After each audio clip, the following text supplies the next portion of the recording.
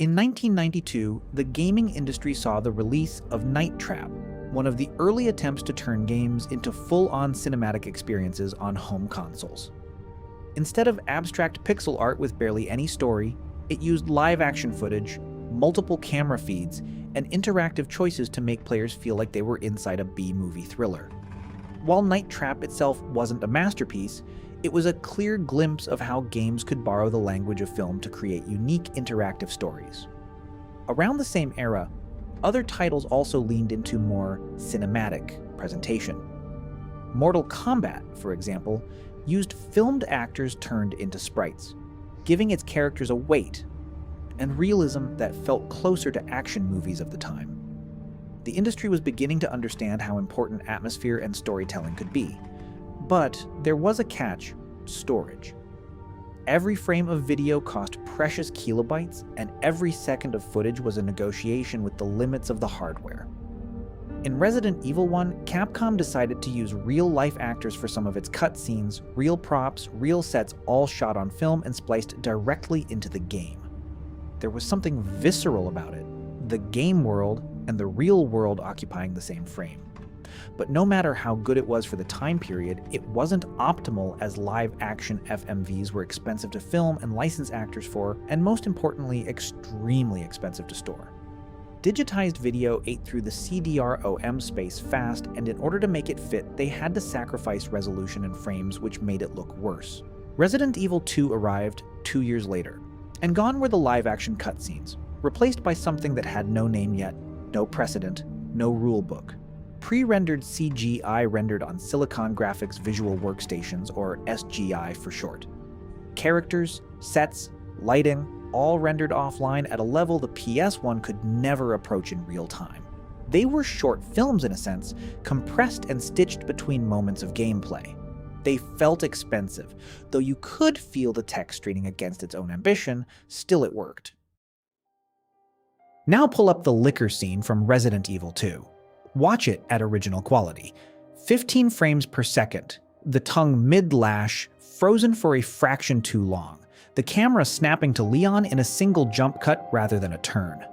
Your brain registers something wrong before you can name it, because human perception has a threshold, somewhere around 24 frames per second, below which motion stops reading as motion and starts reading as a series of photographs. PS1 FMVs lived below that threshold by design.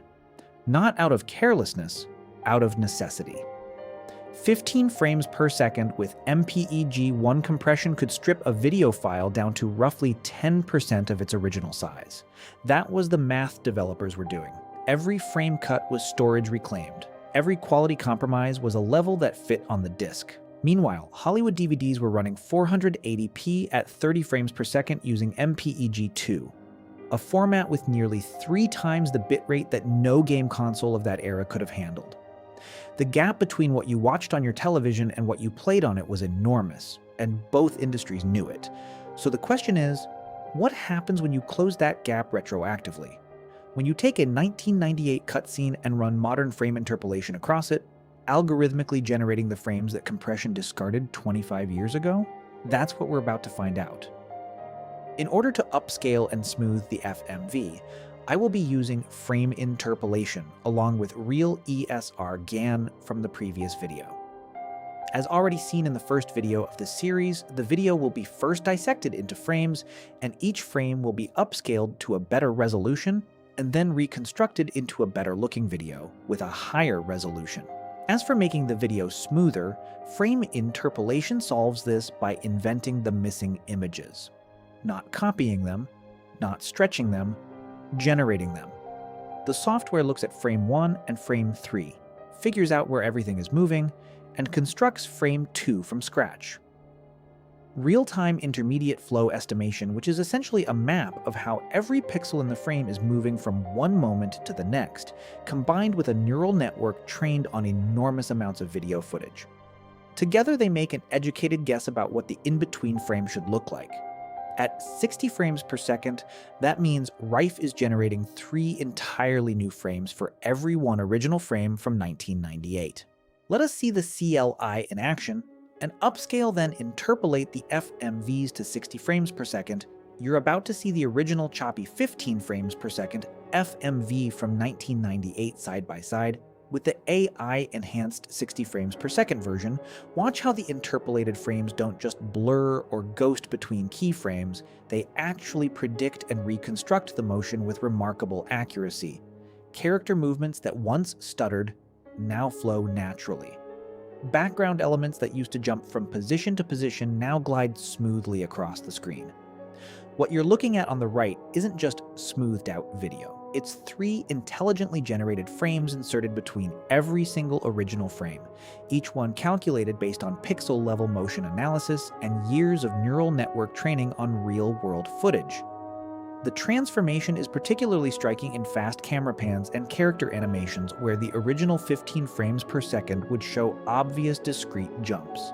The AI has essentially filled in those missing moments that 1998 hardware could never have stored. We've gone from Night Trap's live action footage to Resident Evil 2's pre-rendered CGI cutscenes. What you just watched was modern tooling doing what the original hardware couldn't, taking 15 frames per second, heavily compressed FMV, and turning it into clean 60 frames per second video, quadrupling the resolution, and rebuilding motion by generating new frames between the originals. Quick note before moving on. Thanks for the response on the first video. The feedback, comments, and repo stars genuinely helped shape where this series is going. The first video focused on backgrounds. This one was about resolution and frame rate. A possible next step is gameplay. And that's where this gets interesting. The same upscaling work is being folded directly into real-time footage using DuckStation, not pre-rendered video, but the game itself. Higher resolution, higher frame rate, running live. That means Resident Evil Zombies moving at 120 frames per second, the entire game upscaled as you play it. The bigger picture here is simple. This is about building a full mini DLSS for PS1 games using tools that already exist and are accessible right now. Not to fix old games, but to remove the technical limits that shaped how we remember them. Everything you just saw is documented in the repo linked in the description. If you want to support the work, starring it goes a long way.